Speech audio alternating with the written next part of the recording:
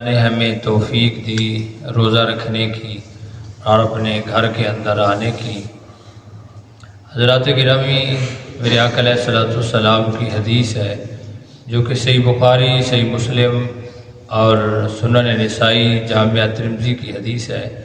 میرے آقا علیہ السلام نے فرمایا کہ جنت کے اندر ایک دروازہ ہے جس کا نام ریان ہے، اور جو صرف روزہ دار کے لیے ہے، اور وہ روزہ دار کے لیے کھلے گا، اور جو روزہ دار جب اس کے اندر داخل ہو جائے گا تو پھر اس دروازے کو بند کر دیا جائے گا۔ اور جامع ترمذی کی حدیث کے الفاظ ہیں کہ وَمَن دَخَلَهُ لَمْ يَظْمَأْ أَبَدًا، کہ جو اس میں داخل ہو گیا وہ پھر کبھی پیاسا نہیں رہے گا، اسے سیراب کر دیا جائے گا۔ حضرات گرامی، یعنی روزہ ایک ایسی عظیم عبادت ہے کہ اللہ تعالیٰ نے جنت کے اندر روزے دار کے لیے ایک مخصوص دروازہ بنایا ہے۔ روزہ اللہ کی رضا کے لیے رکھنے والا ہی اس کے اندر داخل ہوگا۔ اور میرے آقا علیہ الصلوۃ والسلام کی ایک حدیث ہے، حضرت ابو ہریرہ رضی اللہ تعالیٰ عنہ راوی ہیں، اور طبرانی فی الاوسط کی حدیث ہے۔ آقا علیہ السلام نے ارشاد فرمایا کہ جہاد کرو وسعت پیدا کر لو گے، یعنی مال و دولت کے اندر اور اجر و ثواب کے اندر۔ پھر میرے آقا علیہ السلام نے فرمایا کہ روزہ رکھو صحت حاصل کر لو گے، سفر کرو یعنی تجارت وغیرہ کی غرض سے دنیا کے اندر تو غنی ہو جاؤ گے۔ تو اس حدیث کے اندر میرے آقا علیہ الصلوۃ والسلام نے تجارت، حلال رزق کمانے کی بھی ترغیب دی کہ محنت کرو، مزدوری کرو، دنیا کا سفر کرو، ایک ملک سے دوسرے ملک میں جاؤ، ایک شہر سے دوسرے میں جاؤ۔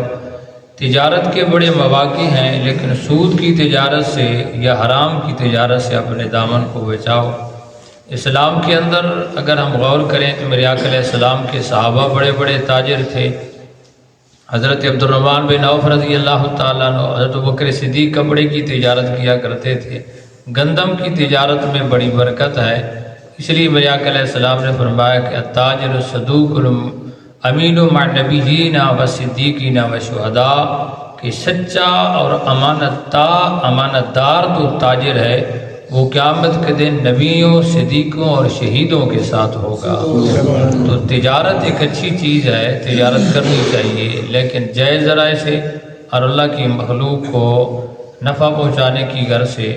تو دوسری حدیث کے جو دوسرے الفاظ ہیں، سرکار نے فرمایا روزہ رکھو اور صحت حاصل کرو۔ تو پتہ چلا کہ روزہ بندے کو صحت بھی عطا کرتا ہے۔ آپ نے دنیا پھرتے رہتے ہیں، گھومتے رہتے ہیں، جدید دور ہے، آج تو ہر بندہ انٹرنیٹ پہ بیٹھا ہے، بہت کچھ ریسرچ کر رہا ہے، سن رہا ہے۔ حضرات گرامی، بعض ایسی بیماریاں ہیں ڈاکٹر کہتے ہیں کہ اتنے وقت تم بھوکے رہو تو تم ٹھیک ہو جاؤ گے۔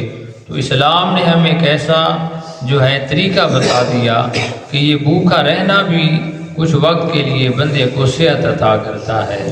ڈاکٹر کہے کہ فلاں تم کام کرو تو تمہیں صحت حاصل ہوگی، تو وہ بندہ بڑی جو ہے مستعدی کے ساتھ، یعنی بڑی کوشش کے ساتھ وہ کام کرتا ہے کہ جی ڈاکٹر نے جو کہہ دیا ہے یہ کام کرو تمہیں صحت حاصل ہوگی۔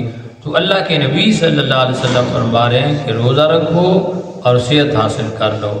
میرے کریم آقا علیہ الصلوۃ والسلام کا فرمان ہے، سرکار نے فرمایا کہ الصیام جنۃ، روزہ ڈھال ہے، وحسن حسین من النار، سرکار نے فرمایا کہ یہ جہنم کی آگ سے بچنے کے لیے محفوظ قلعہ ہے۔ تو جہنم کی آگ سے بچنے کے لیے بھی روزے کو قرار دیا گیا۔ میرے آقا علیہ الصلوۃ والسلام کی جامع ترمذی کی حدیث ہے، حضرت معاذ بن جبل رضی اللہ تعالیٰ عنہ راوی ہیں۔ آقا علیہ السلام نے فرمایا کہ معاذ، کیا میں تمہیں بھلائی اور نیکی کے دروازے نہ بتاؤں؟ اللہ کے نبی ضرور بتائیے۔ تو میرے آقا علیہ السلام نے ارشاد فرمایا کہ روزہ ڈھال ہے اور صدقہ گناہوں کو یوں مٹا دیتا ہے جس طرح پانی آگ کو مٹا ڈالتی ہے۔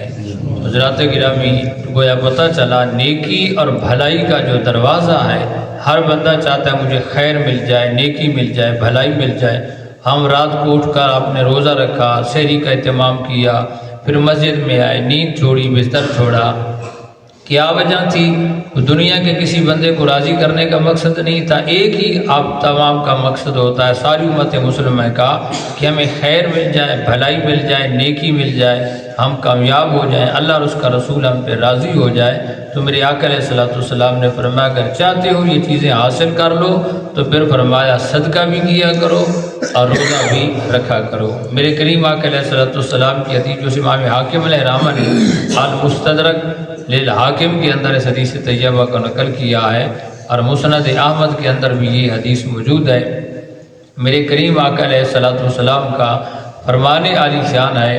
حضرات گرامی، میرے کریم آقا علیہ الصلوۃ والسلام نے ارشاد فرمایا کہ اے میرے صحابہ یاد رکھو کہ روزہ اور قرآن قیامت کے دن یہ بندے کے لیے سفارش کریں گے۔